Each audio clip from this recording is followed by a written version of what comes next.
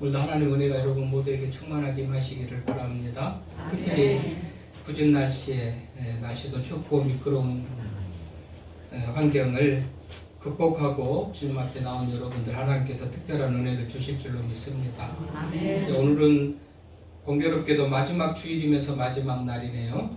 이 마지막 날, 마지막 주일은요, 그거는 묵은 것을 다 청산하고 새해를 맞이한다는 그런 어떤 상징적인 그런 날이죠. 새해를 맞이하는데 늘 우리는 뭔가 묵은 것들, 잘못된 것들은 다 청산하고 새해를 맞이할 때 그것이 의미 있는 새날이 되지요. 묵은 것 놔둔 그게 또 그 위에다가 또 무슨 새로운 것들을 쌓은다고 한들 그것이 새로워질 수 없는 것이라는 사실을 우리가 기억했으면 좋겠는데요. 군자의 덕 중에 이런 게 있대요. 수호지심. 군자는 악한 것에 대해서 미워하고 부끄러워할 줄 알고 잘못된 일에 대해서 부끄러울 줄 아는 이 수호지심을 가진 사람이 군자라 그랬어요. 한 해를 우리가 돌아볼 때 내가 열심히 산다고 살고 말씀대로 믿음으로 산다고 살았지만 대부분은 영광이고 자랑거리보다는 조금 부끄럽고 좀 우울하고 이런 마음들이 많이 있겠죠. 이제 이런 것들을 왜 그랬을까 생각하면서 잘못된 것에 대해서 부끄러워할 줄 아는 이런 사람이 군자의 마음을 가진 사람이다. 군자의 덕목 중에 수호지심이라는 말이 그런 말이에요.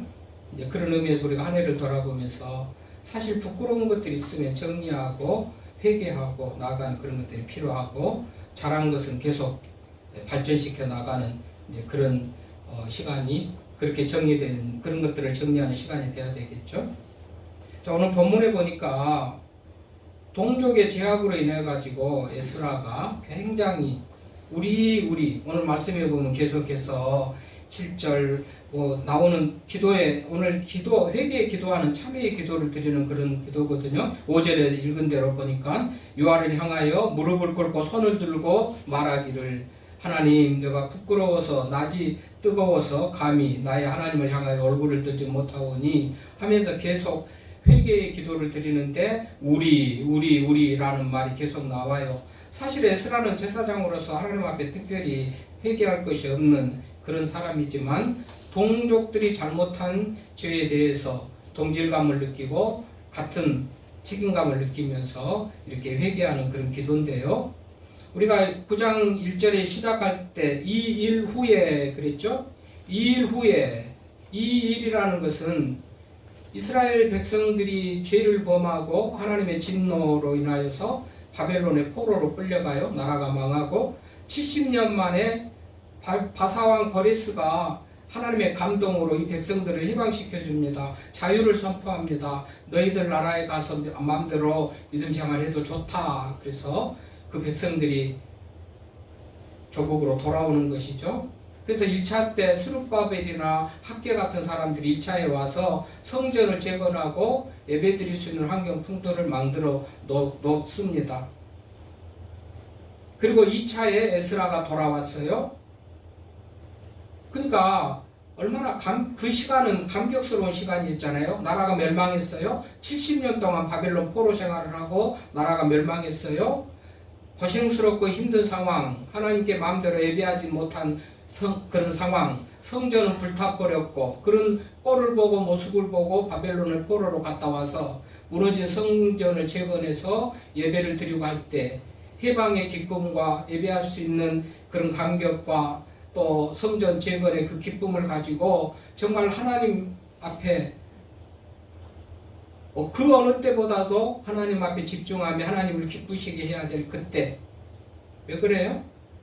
하나님의 말씀에 불순종하고 거역했다가 70년 동안 나라를 잃어버리고 포로 생활을 했다가 돌아왔잖아요. 그러면 어느 기간 상당 기간이라도 정말 하나님이 기뻐하시는 모습을 사는 것이 상식적이고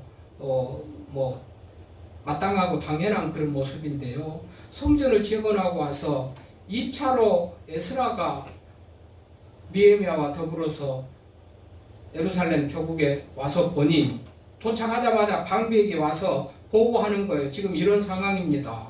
내용이 뭐라는 9장 우리가 읽었던 1절에 보니까 방백들이 에스라에게 나와서 하는 말입니다. 이 일 후에 방백들이 내게 나와서 이르되 이스라엘 백성과 제사장들과 내 이 사람들이 이 땅 백성들에게서 떠나지 아니하고 가나안 사람들과 헷 사람과 브리스 사람, 여부스 사람, 아몬 사람과 모압 사람들과 애굽 사람들과 아모리 사람들이 가증한 일을 행하여, 그러니까 백성들만 그런 게 아니고 레위인도 그랬다죠. 제사장들도 그랬다죠. 그러니까 정신적으로 영적으로 이 백성들의 리더가 되고 대표가 되고 모범이 될 만한 그런 사람들까지 하나 없이 그 땅에 가증한 것들을 따랐다는 것은 가나안 땅의 그 삶의 모습, 풍습을 그대로 살아가서 우상을 섬기고 거룩하지도 못하고 그런 삶을 살았다는 그런 얘기예요. 그거를 방백이 에스라에게 고발하듯이 아니면 안타까운 마음을 가지고 현재 상황을 그렇게 설명을 해주는 거예요. 이 말을 들은 에스라는 그야말로 하나님 앞에 너무 부끄럽다는 거 아니겠어요? 그래서 어떻게 해요? 3절에 보니까 내가 이 일을 듣고 방백이 해준 이 말, 제사장들도 백성들도 레위인들도 가증한 그 삶의 환경 여건에 빠져버린 그 모습을 듣고 내가 이 일을 듣고 속옷과 겉옷을 찢고 머리털과 수염을 뜯으며 기가 막혀 앉으니, 겉옷을 속옷을 찢는다 이런 것들은 참회하는 그런 마음이에요. 하나님 정말 부끄럽고 죄송합니다, 회개합니다, 참회하는 마음이에요. 머리털과 수염을 뜯으며, 하여튼 그 참회하는 최대한 괴로움과 고통과 말만 하지 않고 행동으로 정말 몸의 고통도 감수하면서 하나님 앞에 회개하는, 기가 막혀 앉아 있는데 4절에 보니까 에스라하고 비슷한 마음을 가진 사람들 뭐라고 그래요? 이스라엘을 하나님의 말씀으로 말미암아 떠는 자들, 사로잡혀 갔던 그들이 또 말씀으로 떠는 자들도 이거는 아니다라고 느끼는 사람들이겠죠. 그 사람들도 와서 에스라와 함께 모여 있을 그때 저녁 제사 드릴 때까지 기가 막혀 앉았다. 4절에도 그럽니다. 얼마나 기가 막혀요. 제사 드릴 때까지 기가 막혀 앉았대요. 제사 드릴 때가 되면 제사를 드려야 될 것 아니에요, 제사장 에스라가. 그런데 제사도 안 드려요. 바로 회개하는 참회의 기도로 나갑니다. 그만큼 그 상황이 얼마나 심각했는지를 알 수가 있고, 예배보다도 회개하고 하나님 앞에 나가는 것이 더 우선순위라 생각하고 제사 드릴 때까지 앉았다가 저녁 제사 드릴 때에 근심 중에 일어나서 속옷과 겉옷을 찢은 채 무릎을 꿇고 나의 하나님 여호와를 향하여 손을 들고 기도했다. 그렇게 나오죠.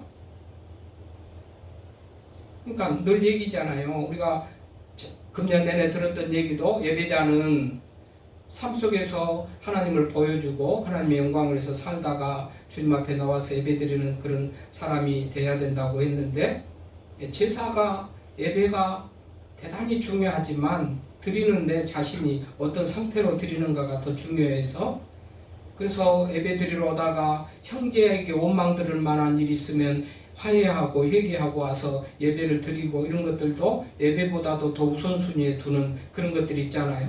그러니까 지금 에스라도 예배드릴 저녁 예배드릴 시간인데 그때는 아침 저녁으로 예배를 드려요. 그런데도 예배 드리는 것은 뒷전으로 하고 회개하는 그런 모습을 먼저 보입니다. 겉옷을 또 근심 중에 일어나서 속옷과 겉옷을 찢은 채, 이미 찢었잖아요. 그런데 그 모습 그대로 무릎을 꿇고 손을 들고 가장 비참하고 처량해 보이고 노숙자 같은 모습, 슬픔을 표현하는 것이기도 하고 지금 우리의 실상, 우리의 모습이 이 꼴입니다 하고 하나님 보십시오, 이렇게 정말 비참하고 더러운 그런 모습을 가졌습니다라는 것을 보여주는, 상징적으로 표현해주는 그런 말이죠. 그런 모습을 보고서 그런 이 모습으로 하나님 앞에 기도했다는 거예요. 기도의 내용이 뭡니까? 하나님, 내가 부끄럽고 낯이 뜨거워서 감히 나의 하나님을 향하여 얼굴을 들지 못하오니 이는 우리 죄악이 많아 정수리에 넘치고 우리 허물이 커서 하늘에 미침입니다. 우리라고 그랬죠? 백성들과 레위인과 제사장들, 국민의 리더들, 대표들, 모범을 보여야 될 하나같이 모두가 다 그런 상태니까 에스라가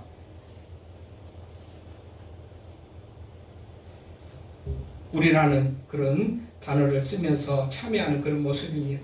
7절에 보십시오. 우리 조상들의 때로부터 오늘까지 우리의 죄가 심함에 우리의 죄악으로 말미암아 우리와 우리 왕들과 우리 제사장들을 여러 나라 왕들의 손에 넘기사 칼에 죽으며 사로잡히며 노략을 당하며 얼굴을 부끄럽게 하심이 오늘날과 같으니이다 그랬잖아요. 그러니까 아까 이들의 죄악 때문에 나라가 망했어요. 그래서 바벨론을 포로가 되고 파괴되고 죽고 이런 삶이 됐단 말이죠. 그런데 회방을 선언했어요. 하나님께서 바사왕 고레스의 마음에 감동을 줘서 이제 고생할 만큼 하고 잘못을 뉘우칠 만큼 뉘우치는 것으로 내가 보인다. 내가 볼 때 그렇다. 이제는 정신 차리고 조국에 돌아가도 믿음 생활 잘하면서 나를 경외하며 살겠지. 하나님이 그런 판단을 하고 고레스의 마음에 해방을 주도록 감동을 시켜서 이 백성들이 포로가서 자유를 얻고 나왔단 말이죠. 그 감격 속에서 성전도 재건하고 예배도 회복하고 그런 지가 얼마 안 돼요.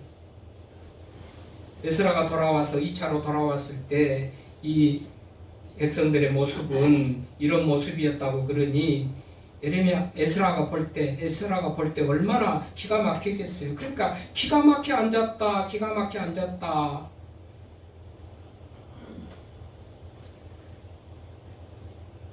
그러면서 회개를 합니다. 그리고 회개를 합니다. 하나님 앞에 낱낱이 모든 잘못들을 회개를 합니다. 그리고 10장으로 넘어가서 보면 10장 제목이 이방 아내와 그 소생을 내쫓기로 하다. 이방 아내, 이게 이방 민족의 풍습을 따라서 가정한 일의 대표적인 것이 이방인의 아내를 맞이해가지고 거룩한 백성들이 거룩성을 잃어버리는 그것이었거든요. 그러니까 회개하고 기도하고 결단하고 새 일을 행하죠. 이제 이방 아내와 그 소생들을 내쫓기로 하고, 그래서 기도만 하고 회개만 하고 멈추는 게 아니고 잘못된 행동에 대한 실천을 하는 것이죠. 잘못된 것에 대한 실천을 해요. 10장 17절 말씀해 보니까요, 그때 다 정리하고 시작한 때가요, 17절 말씀 보면 첫째 달 초하루에 이르러 이방 여인을 아내로 맞이한 자의 일 조사하기를 마치고, 이제 다 이들을 쫓아내기로 결정하고 마치고 일을 끝냈다. 그 18절 이후부터는 그 명단, 그 사람들의 명단이 끝절까지 나오니까 별 내용이 없어요. 쫓아내기로 한 그 사람들의 명단이 18절부터 나오고 17절로서 조사하고 일을 마치는 얘기는 17절에 나오는단 말이죠. 그러니까 그때가 언제라고요? 첫째 달 초하루요. 우리말로 하면 뭐예요 이게? 우리로 하자면 언제입니까 이게? 1월 1일이란 말이죠. 첫째 달 초하루 1월 1일. 그러니까 회개하고 청산하고 잘못된 거 청산하고 회개하고 문제라고 생각되어지는 거 하나님 앞에 철저히 회개하고 잘못했습니다. 정말 낯이 부끄럽습니다. 하나님은 그렇게 은혜를 베푸시고 죄 때문에 바벨론 포로가 되게 했지만 또 회개하고 고생한 다음에 다시 우리를 해방시켜서 고국으로 돌아올 수 있게 하고 성전도 재건할 수 있도록, 많은 성전 재건하는 것도 다 바사왕 고레스라든지 이런 그 지역의 왕들이 적극적인 협조로 지지를 해서 성전을 재건하고 이렇게 했을 때 이들은 얼마나 감격무량하겠어요? 감격스럽고 정말 기쁨으로 감사로 충만한 그때겠죠. 그러면 하나님을 더 잘 섬기고 기쁘시게 하는 그런 모습으로 살아가야 될 텐데 불과 얼마 되지 않아서 이 모양이 돼버렸으니 에스라가 볼 때 참으로 하나님 앞에 염치 없는 그런 모습이 되고 말았던 것이죠. 그러므로 에스라가 내일같이 내가 그런 것 같이 낯을 들지 못하고 부끄러운 그런 모습을 하면서 하나님 앞에 회개를 합니다. 이게 청산의 과정이에요. 잘못한 삶에 대한 청산의 과정. 그리고 회개만 한 게 아니고 실천으로 행동으로 옮겨가지고 새롭게 출발하는 이제 그런 모습이란 말이죠. 그래서 송년주일 주제, 설교의 주제로 오늘 본문을 제가 선택을 해가지고 오늘 말씀을 나누는 건데요. 여러분, 새해를 앞두고 맞이합니다. 이 금년 한 해 동안 우리의 삶들을 돌아보면서 맡겨진 일 충성하지 못한 거 부끄럽죠? 열심히 내지 못하고 게으른 것도 부끄럽죠? 말씀대로 살지 못하고 하나님 영광을 드러내지 못하고 하나님 영광을 욕되게 하고 가리는 것도 부끄럽죠. 이제 이런 모습들은 철저히 회개하고 반성하고 후회하고 새해에는 이러지 말아야 되겠다라는 그런 마음들을 갖기를 바라면서 말씀을 준비했는데요. 여러분, 우리가 잘 아는 대로 말씀 준비하는 중에 윤동주 시인의 그 시가 생각나대요. 죽는 날까지 하늘을 우러러 한 점 부끄러움 없기를, 잎새에 이는 바람에도 나는 괴로워했다. 여러분, 잎새에 이는 바람에도 괴로워했는데 목사님의 목이 터져라고 설교하는 설교에 여러분들 괴로워해야 되지 않겠어요? 새벽에 나와서 예배드리는 우리 장로님, 권사님들은 알지만은 목이 잠겨가지고 목이 불편한데 지금 최선을 다해서 여러분들에게 하는 거예요. 윤동주 시인은 잎새에 이는 바람에도 괴로워했다는데 불편한 목을 가지고 목소리 높여서 목청껏 여러분들에게 말하는 목사의 설교에 여러분들을 회개하고 괴로워하는 모습이 있기를 바랍니다.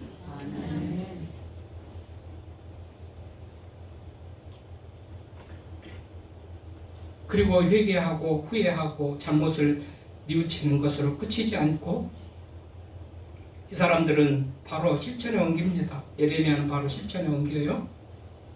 여러분, 이제 한 해를 마무리하고 새해를 맞이하는 소위 결산의 날, 결산의 때 계산기 두드려가지고 수입 지출을 계산합니까? 그래서 흑자가 어떻고 적자가 어떻고 계산해 보고 내년에는 이렇게 해야 되겠다, 저런 계획을 세우고 나갑니까? 우리는 계산기 두드려서 수입 지출을 계산해 보는 게 아니고 우리의 신앙생활을 점검하고 계산해 봐야 되겠죠. 하나님 앞에서 내가 어떻게 살았는가, 이런 것들은 그런대로 잘한 것 같은데 이것은 좀 부족하고 부끄럽다, 이것은 너무 아쉽고 못했다, 이런 것들을 결산하는 시간이에요. 이런 것들을 결산하는 시간이에요. 양심을 팔아서 돈을 벌었다고 무슨 영광이 되겠습니까? 믿음을 팔아가지고 출세를 했다고 그게 출세가 되겠습니까? 여러분, 지난날에 부끄러운 것들이 있으면 그것들을 다 이제 영광으로 바꾸, 오늘 그래서 부끄러움을 이제 넘어서 영광으로, 아무리 우리가 지난 한 해 동안 말씀으로 살면서 열심히 한다고 한들 인간의 죄성과 한계 때문에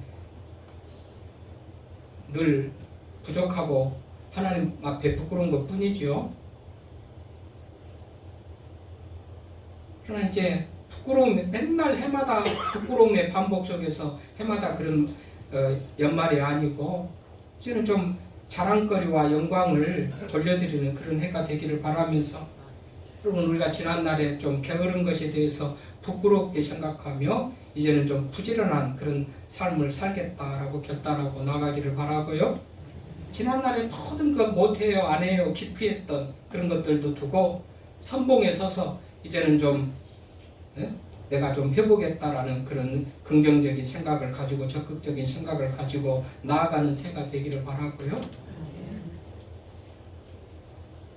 지난날에는 조그만 어려움과 고난 앞에서도 넘어지고 쓰러졌다면 믿는 복음을 가지고 복음을 믿고 믿음으로 사는 것은 고난의 길이다 생각하면서 복음과 함께 고난도 같이 받을 것이라는 그런 각오로 나아가는 새해가 되기를 바랍니다. 부끄러운 모습, 실패한 모습을 이제는 마감합시다.